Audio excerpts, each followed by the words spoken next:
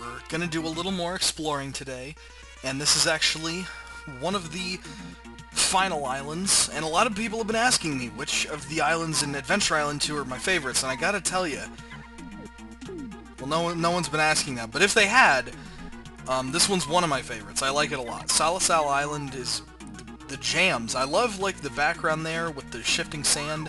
Sadly, it's not in the indoors, so you just kind of keep going, I guess. And this is kind of a big level. There's a lot going on, a lot of stuff I need to get taken care of. Nothing there that I can do yet, but you'll notice there's some moon switches turned off, and that's the final set of switches we can't do anything with just yet.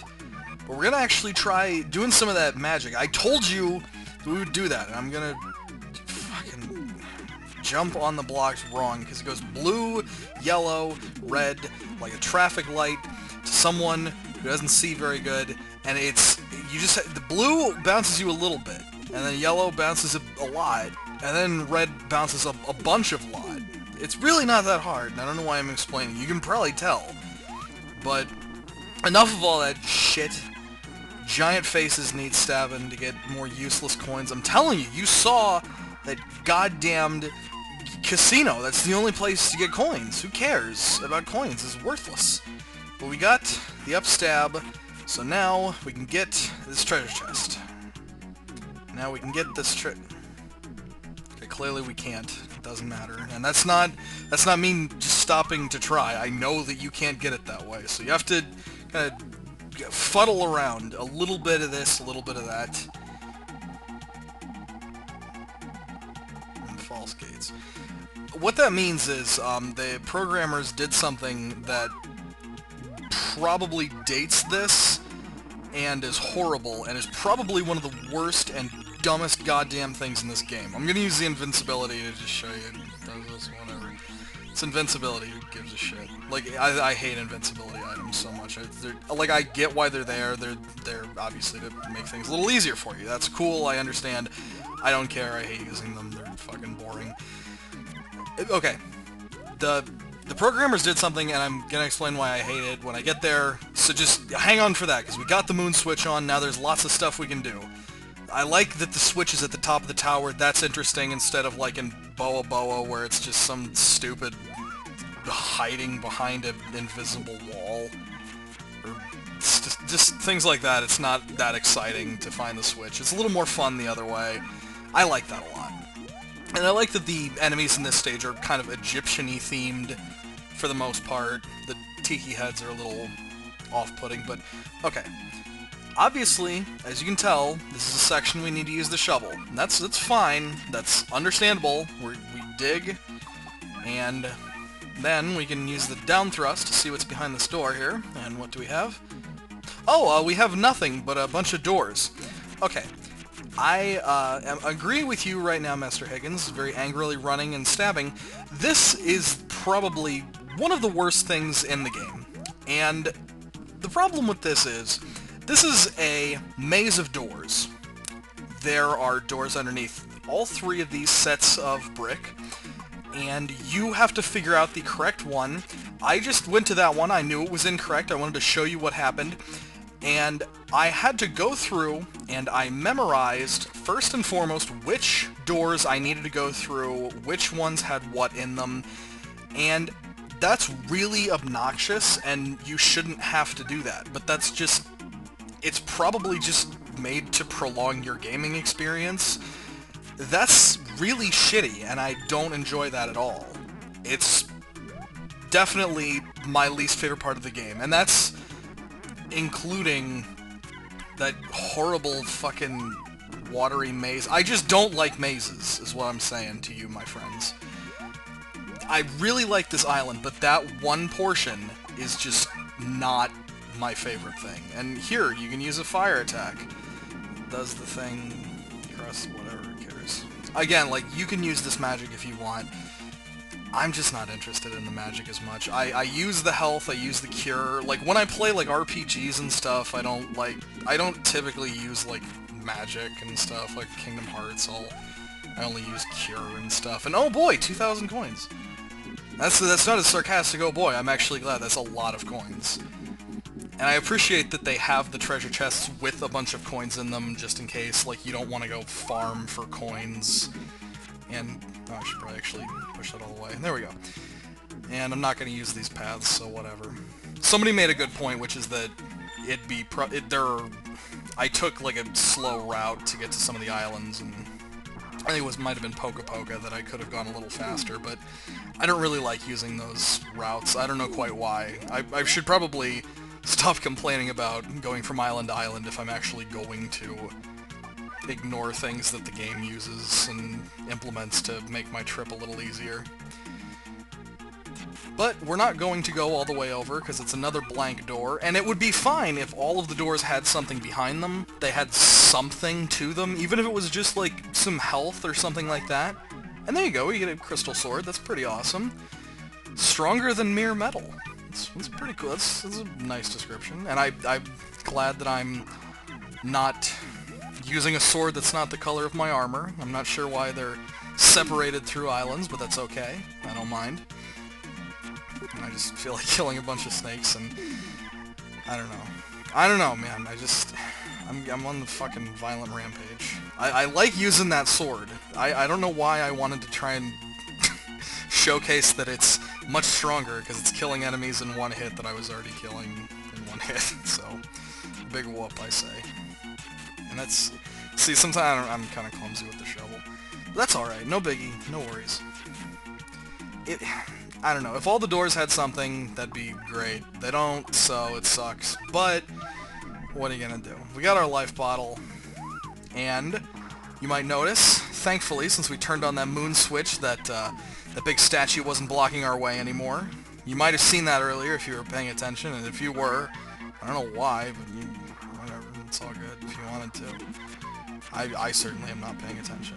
Like, I don't know why I thought that I could get that coin, but here we are. We're in the present, and that's why they call it a gift, man. Is that what moms say now?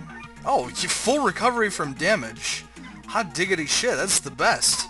I love not taking damage and recovering from it. That's the coolest thing you can do, is not take damage. I don't know why I'm saying not take damages, though.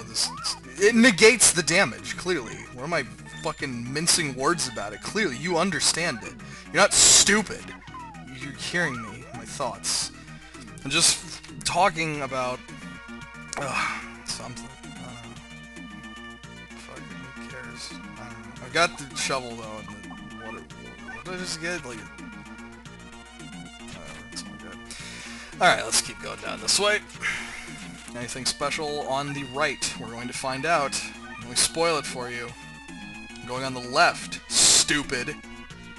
In your fucking face. I feel good about that one. Yes, that's right. We're going to be taking this path again. There's a little more to explore. Like, I don't know. Something. There's probably fucking something here. I mean, I'm going this way. There's clearly something here. I'm sorry, I just get a little exhausted when you aren't fucking listening to me. It's just, you know, it's just kind of tough on me, you know? It's because we didn't go this way, because we went to get that 2,000 coins, because God forbid you don't see another 2,000 coins. It's like, who gives a shit? No, we're all good. I'm gonna bounce up to the top here, and you might recall I turned all those switches back on. Why did I do that, you might ask? Well, it's because I know what to do in the game, because I map out where I'm going to go. Which is a lot more effort than I probably should have put into this, considering fucking 200 people are going to watch this, so who gives a shit. But, I'm glad that I did. I'm at least glad I can show you all the cool stuff in this game, and the dumb door puzzle. If you know which way to go, just follow the doors I left, the ones that I showed you to, except for the one where I was wrong on purpose. That was bullshit. And also, we got the Aqua Shield. Great. Just what I always wanted. This was completely worth getting. Oh, some flying objects are vaporized by it. Neat. Cool, just... How exciting. Just wonderful. You know what, though? I'm glad we got it. It's a step in the right direction. especially since I want to open all the treasure chests. I mean, like, you gotta know what's up there. I can't just not show you. Dog, it's bullshit. You gotta figure that out. You gotta find out. That's adventure. And what do we have to... What does this say? Legendary axe to fight the boss.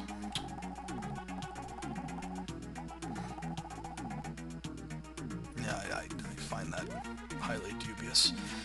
We'll see how that goes. I'm just gonna take a step down here. And this actually is the penultimate room of the stage. So you'd think we'd be done by now, but as you can see from the time frame, we're not. There's still a little bit left to do. And honestly, that's okay. Because you're exploring. The thing just said you gotta go get the legendary axe. And is there a legendary axe here? There sure isn't. You're just right back down here. So you know what that door was?